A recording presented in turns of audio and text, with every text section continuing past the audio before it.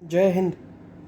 दोस्तों, एक न्यूज़ चल रही है सोशल मीडिया पे और न्यूज़पेपर भी उसको छाप रहे हैं और वहाँ पे लिखा जा रहा है कि सेना और सीपीएफ दोनों देते हैं देश के लिए जान, तो मरणोपरांत मिलने वाली आर्थिक मदद में अंतर क्यों होता है। तो इस पे जो डिटेल में जो क्या न्यूज़ छपी है उसके बारे में हम बात कर लेते हैं एक बार। उसके बाद आपकी जो सजेशंस हैं, आपके जो कमेंट हैं, वो इनवाइट ज़रूर करूँगा। और आपको क्या लगता है कि ये होना चाहिए या नहीं होना चाहिए, और होना चाहिए तो क्यों होना चाहिए, वो कमेंट आप करके हमें ज़रूर बताइए। सार confederation of x paramilitary force welfare association ने जवानों की शहादत राशि में होने वाले भेदभाव का मुद्दा कई बार उठाया है। एसोसिएशन के महासचिव रणबीर सिंह का कहना है कि किसी राज्य में शहीद को 5 करोड़ रुपए मिल रहे हैं तो दूसरे राज्य में वह राशि 5 या 10 लाख रुपए में सिमट जाती है। बात तो बिल्कुल सही है। तो भारतीय सेना और केंद्रीय सशस्त्र पुलिस बलों यानी सीएपीएफ के जवान देश के लिए अपने प्राण न्योछावर करते हैं, मगर शहीद का दर्जा केवल सेना को मिलता है। सीएपीएफ जवानों को शहीद का दर्जा नहीं दिया जाता।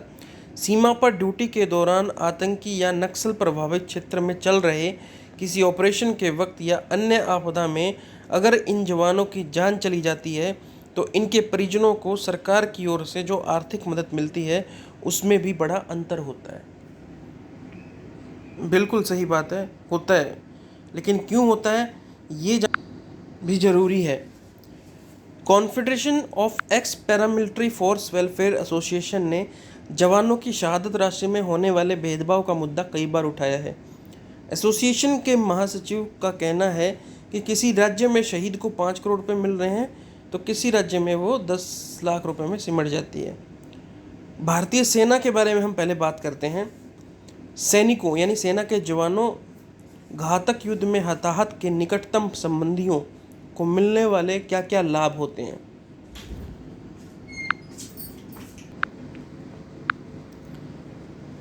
क्या मिलता है केंद्र सरकार की तरफ से, उसके बारे में बात कर लेते हैं।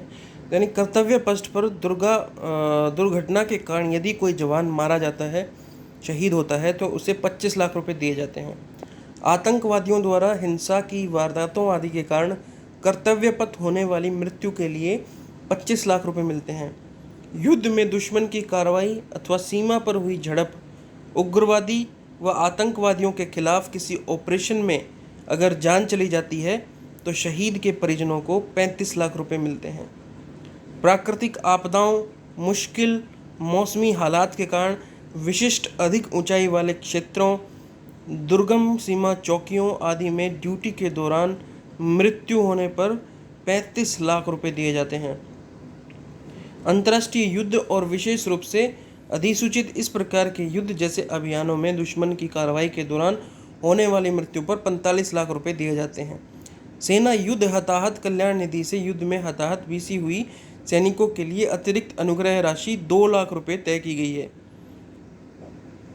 युद्ध में हताहत हुए सैनिकों के निकटतम संबंधियों को दिए जाने वाले मौद्रिक लाभ। युद्ध में हताहत हुए सैनिकों के लिए लागू उदारीकृत पारिवारिक पेंशन जो मृतक व्यक्ति द्वारा आहरित अंतिम परिधियों के बराबर होती है। उसके बाद ग्रेजुएटी मिलती है। सेना सामूहिक बीमा निधि के तहत अधिकारी को 75 लाख, जेसीओ अन्य रैंक को 40 लाख रुपए मिलता है। सेना सामूहिक बीमा मैच्योरिटी जो मृतक सेना कर्मियों द्वारा किए गए अंशदान पर आधारित होता है। सशस्त्र बल कार्मिक भविष्य निधि जो मृतक सेना कर्मियों द्वारा किए गए अंशदान पर आधारित होता है। सेना पत्नी कल्याण संघ निधि के अंतर्गत अधिकारी, जेसीओ व अन्य रैंक को 15,000 रुपये। सेना केंद्रीय कल्याण निधि से 2.5 लाख रुपए मिलते हैं। मृत्यु संबंध बीमा योजना के तहत 60,000 रुपये दिए जाते हैं। अब अन्य लाभ क्या क्या मिलते हैं। शिक्षा रियायत कार्ड मिलता है, हवाई यात्रा रियायत कार्ड मिलता है, टेलीफोन रियायत मिलता है। निकटतम संबंधियों की पात्रता और योग्यता के अनुसार अनुकंपा के आधार पर नौकरी मिलती है। अब बात करते हैं सीएपीएफ, केंद्रीय सशस्त्र पुलिस बल। कर्तव्य पथ पर अपने प्राण न्यौछावर करने वाले केंद्रीय सशस्त्र पुलिस बलों के कर्मियों के निकटतम संबंधियों को दिए जाने वाले लाभ। केंद्रीय अनुग्रह राशि।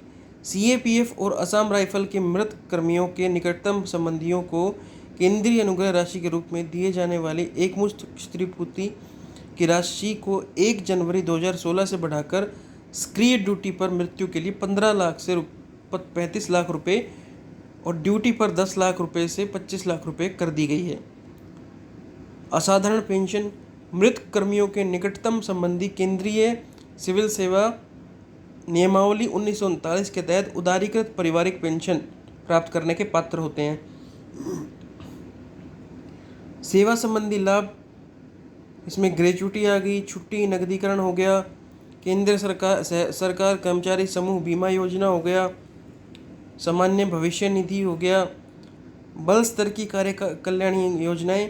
प्रत्येक बल ने कर्मचारियों जवानों के लिए बल स्तर की कल्याणकारी योजनाएं बनाई हैं, जैसे हितकर निधि, शिक्षा के लिए बच्चों को वित्तीय सहायता, छात्रवृत्ति और पुत्री व बहन के विवाह की खातिर वित्तीय सहायता। भारत के वीर निधि। भारत के वीर एक ऑनलाइन पोर्टल है जहां पर कोई भी व्यक्ति प्राण न्यौछावर करने वाले सीएपीएफ कर्मियों के निकटतम संबंधियों को स्वेच्छा से दान दे सकते हैं। यह अंशदान सीधे निकटतम संबंधियों के खाते में ऑनलाइन जमा कराया जाता है। इसके अतिरिक्त भारत के वीर कोर्स में प्राप्त निधियों को भी ऐसे ही कर्मियों के निकटतम संबंधियों के बीच बांटा जाता है। ऑपरेशन कैजुअलिटी प्रमाण पत्र। कार्रवाई में अपने प्राणों की आहुति देने वाले सीएपीएफ कर्मियों को सशस्त्र बलों के द्वारा प्रदान किए जाने वाले बैटल कैजुअलिटी प्रमाण पत्र की तर्ज पर ऑपरेशन कैजुअलिटी प्रमाण पत्र मिलता है। सीएपीएफ कर्मियों के निकटतम संबंधी रक्षा कर्मियों के बैटल कैजुअलिटी प्रमाण पत्र से नवाजे जाने पर उनके निकटतम संबंधियों को मिलने वाले लाभों की तर्ज पर कुछ लाभ यथा हवाई और रेल यात्रा भाड़े में छूट और तेल उत्पाद एजेंसियों के आवंटन आदि के पात्र हैं। उसके बाद प्रधानमंत्री छात्रवृत्ति योजना PMSS। इसके तहत भूतपूर्व सीएपीएफ, असम राइफल और राष्ट्रीय सुरक्षा गार्ड के कर्मियों की बालिकाओं के लिए 2250 रुपये और बालकों के लिए 2000 रुपये प्रति माह की राशि जारी की जाती है।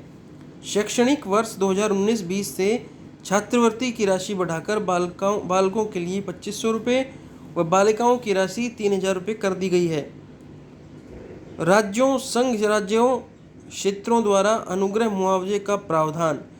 कई राज्यों, संघ राज्य क्षेत्रों ने भी निकटतम संबंधियों को अपने नियमों के अनुसार मुआवजा सहायता प्रदान करने का प्रावधान किया है। अब एसोसिएशन जो बोल रहा है वो ये बोल रहा है कि जवानों की शहादत में कोई भेदभाव नहीं किया जाना चाहिए। बात बिल्कुल सही भी है, क्योंकि जान तो जान होती है, चाहे वो किसी भी जवान की जाए।